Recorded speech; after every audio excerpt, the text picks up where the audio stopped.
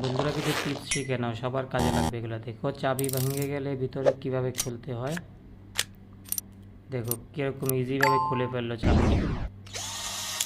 আরেকটা দেখো, কাঠে এরকম জলুই মারলে জলুটা ভেঙে যায়, সাইডে চলে যায়, এই জন্য মাথাটা ভেঙে দিতে হয়।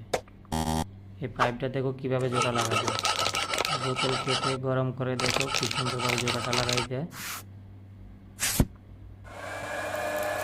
দেখো এখন একটু হিট দিতে পুরোটা সাইডে জোড়া লেগে গেছে।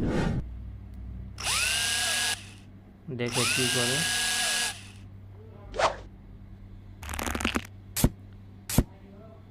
দেখো এটা কীভাবে আটকানো,